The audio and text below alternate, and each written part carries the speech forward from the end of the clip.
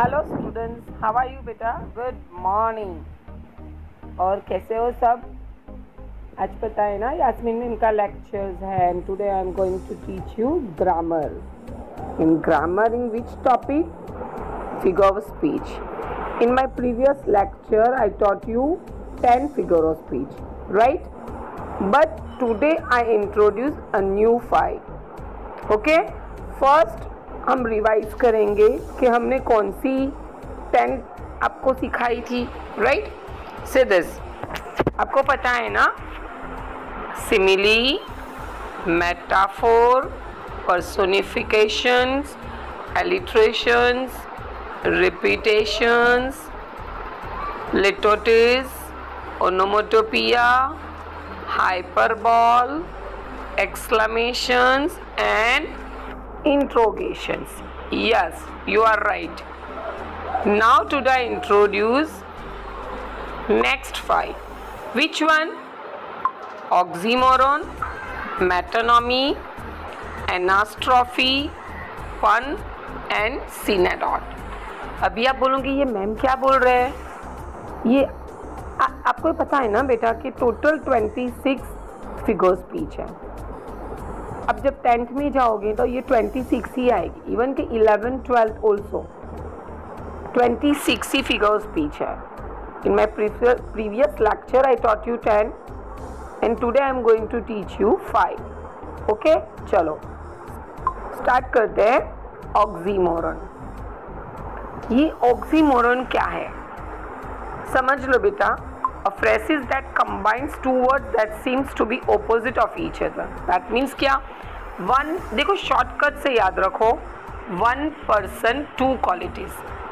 A loving mother punish her child. That means what?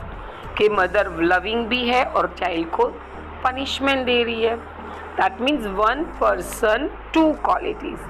Clear बेटा? It's called oxymoron. Next one, metonymy. So what is metonymy?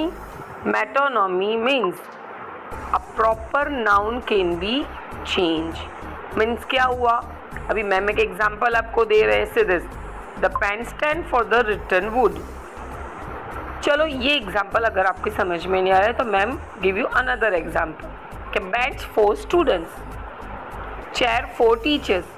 तो chair 4 teachers के only teachers बैठेंगे, chair पे कभी principal भी तो आके बैठेंगे ना बेटा। तो प्रॉपर नाउन जहाँ आप चेंज कर सकते हो उसे हम कहेंगे metonymy. Clear? Next one, anastrophe. Anastrophe that means what? Jumble words. आपको आगे पीछे वर्ड्स दिए, आप उसको सीधा करो। Like barking the is dog, that means the dog is barking. Clear बेटा? Next one, pun. We cannot justify the proper meaning, right? That means what? कि सेंटेंस में एक वर्ड ऐसा है कि आपको पता ही नहीं चल रहा है कि उसका मीनिंग क्या समझे। So that I am giving one example. He is a model millionaire. तो मॉडल मीन्स व्हाट? आप वो स्टैच्यू लो उसके भी मॉडल कहते हैं। कोई अगर सेलिब्रिटी हो बराबर है तो वो भी उसके हम मॉडल कहेंगे। तो we can not justify by model means what? So that I am giving one example. He is going a right path. Right means what? Directions भी right होता है और right that means correct. दोनों का meaning right होता है। तो जब भी हम कोई वर्ड में अगर जज नहीं कर सकते तो वो क्या होगा? पन। ओके बेटा, are you understand no? Next one and last one is synecdoche.